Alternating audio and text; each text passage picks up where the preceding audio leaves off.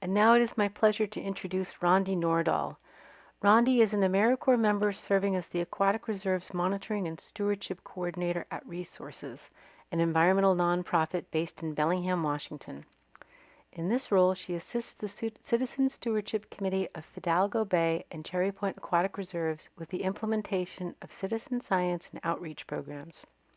While growing up in the Pacific Northwest, she developed a love for the natural beauty of the region, which has driven her towards a career in resource management.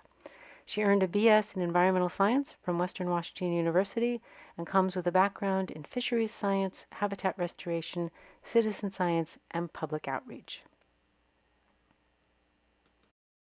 All right, so thank you for the introduction. Again, I'm Rondi and I use she, her pronouns. I'm the Aquatic Reserve's Monitoring and Stewardship Coordinator at Resources, which is a local environmental nonprofit. And today I'll be giving you a brief overview of our intertidal monitoring work at the Cherry Point Aquatic Reserve. I'm going to start things off with a brief land acknowledgement. I'd also like to note that it's important to understand that land acknowledgements are just an easy first step and that more action is needed to support the treaties and local tribes. We are on the ancestral homelands of the Coast Salish peoples whose tribal treaty rights we support and for whose enduring care of the lands and waters we are deeply grateful. In particular, I'll note that Lummi, Nooksack, Swinomish, Squamish, and Tulalip tribes are federally recognized tribes with usual and accustomed areas at Cherry Point Aquatic Reserve. You can learn more about Cherry Point and the area you're zooming in from by visiting nativeland.ca, the link on the screen, which is an interactive map of Indigenous territories around the world. And so here's a brief overview of my talk today, where I'll go over some introductory information, briefly describe site setup, review the results, and note next steps. My goal today is for you to walk away from this presentation with a greater understanding of what these surveys are, why they're important, and the diversity within Cherry Point Aquatic Reserve.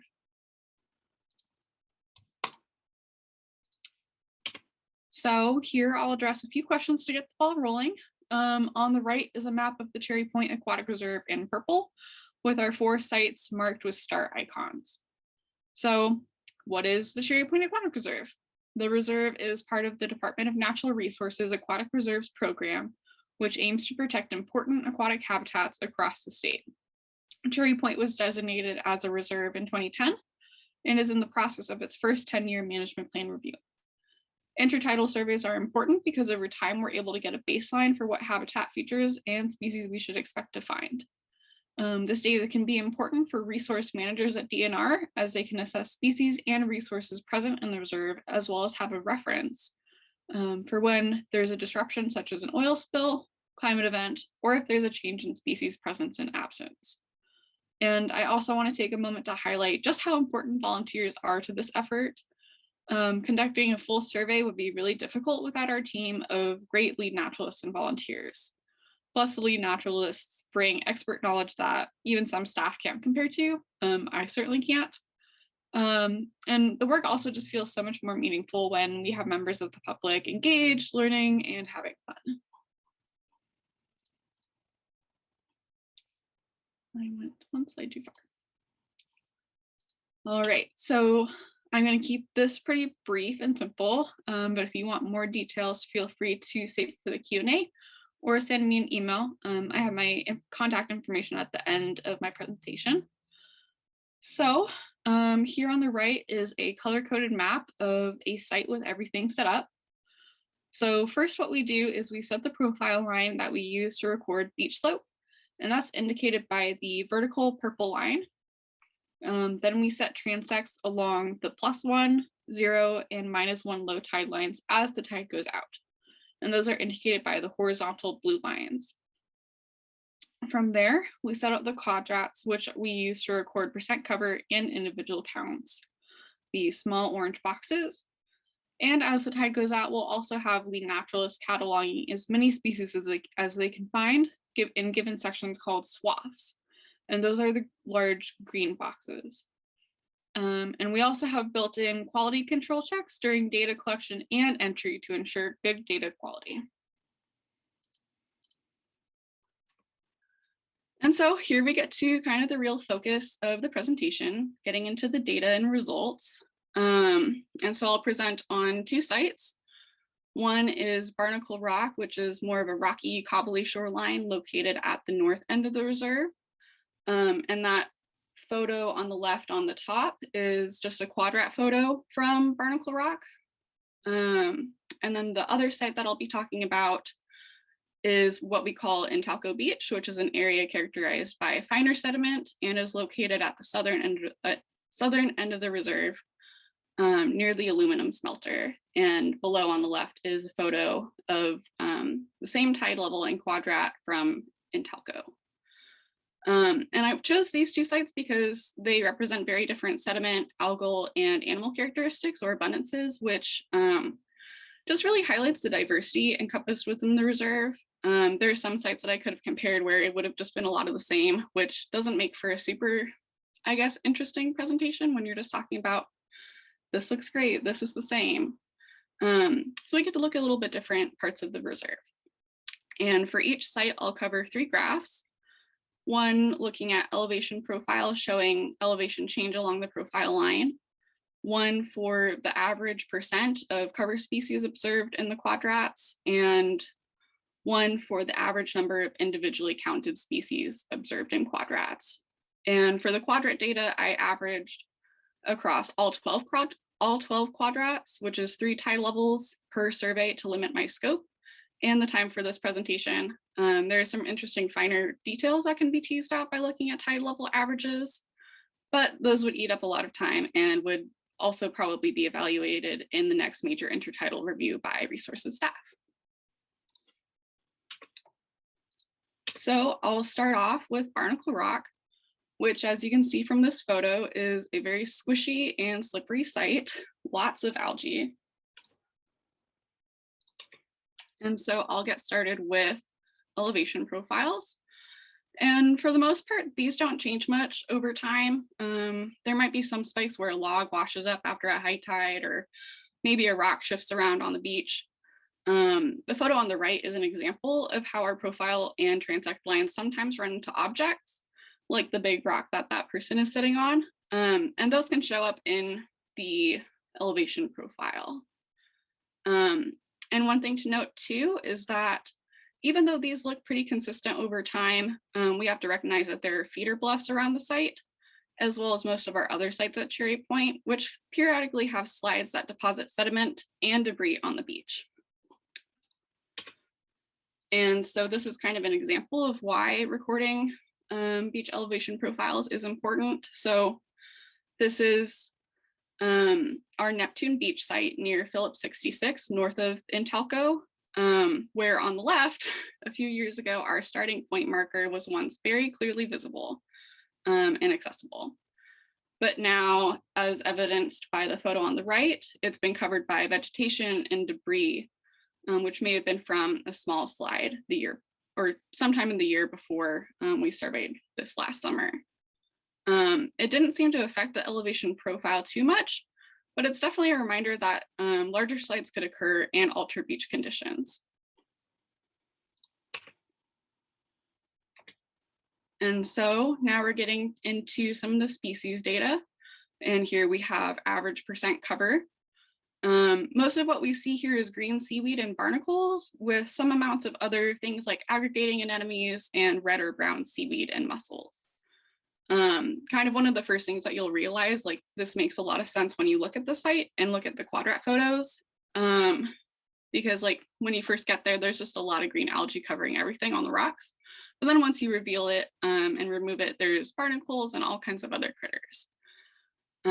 As kind of seen in the photo, there's barnacles and a bunch of stuff once you remove the algae. And so some of the other critters that you can see, there's a lot more variety, and mostly what we see are anemones, limpets, shelled snails, and hermit crabs, with kind of a more moderate number of things like amphipods, isopods, and crabs. One thing that was really cool that we saw last year, we even spotted a few crab larvae called megalope, which was really interesting. There's a photo of one of them on the upper right, which is interesting. I'm working to learn more about larval crab, which also coincides with the previous talk on the Birch Bay light traps.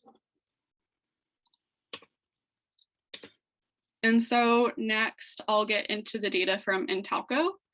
And even just looking at it from this photo, you can see that it's pretty different. Definitely not as squishy, slippery, and cobbly as Barnacle Rock.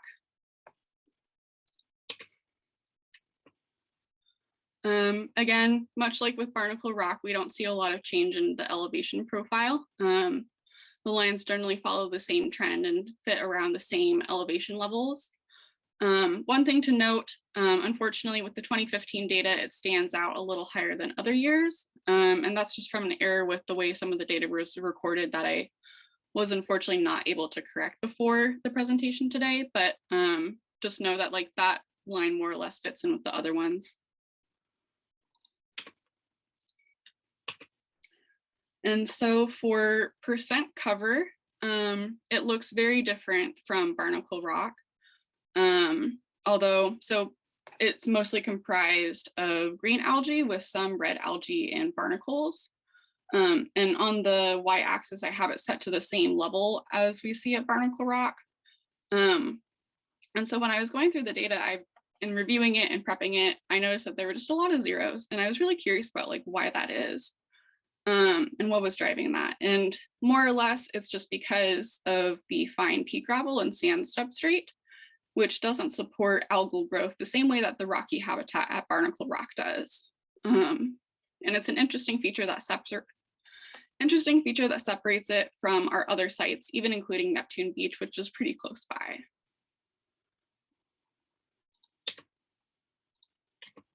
And sort of similar with the percent cover data, the counts are pretty low. And most of what we see tends to be amphipods, crabs, shelled snails, and anemones. And we likely see these low counts because of the low algal communities, aka the food that these critters use, and not a lot of habitat complexity from rocks and larger substrate. So in other words, like there just isn't as much food or hiding spots for critters to be at Intelco compared to some of our other sites.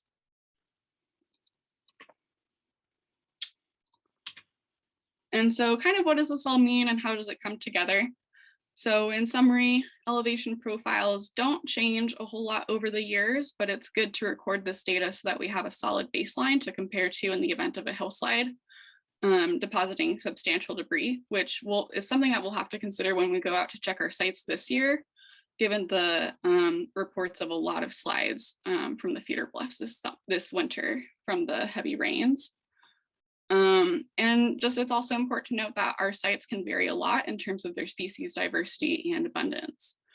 Barnacle Rock has a lot in terms of percent cover, individual counts, and species observed. Intelco is a little less diverse. Some people have called it boring, but I think all of our sites are important. And after surveying for so many years, we're able to more or less see what species are most prevalent at each site over the years surveyed and kind of what to expect there. And moving forward, we'll continue monitoring as a tool to gather baseline data and monitor for changes.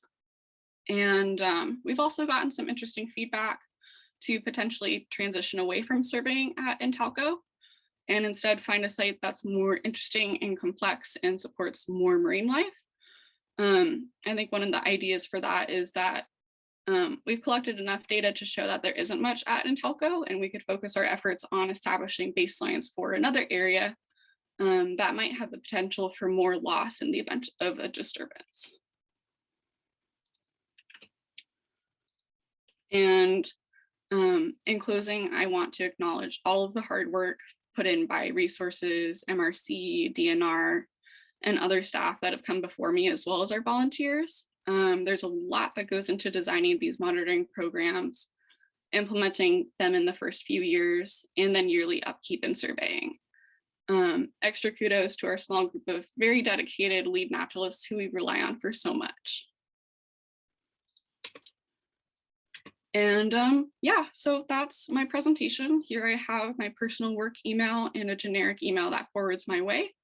And I have a few links that I can drop in the chat that go to resources, web pages about the reserve, and also how to get involved with monitoring projects. And so I think we can get to some Q&A questions if there's anything. Thank you so much, Rondi. That was very interesting. I am not seeing any questions in the chat right now. Looking for anybody with a raised hand and seeing anybody.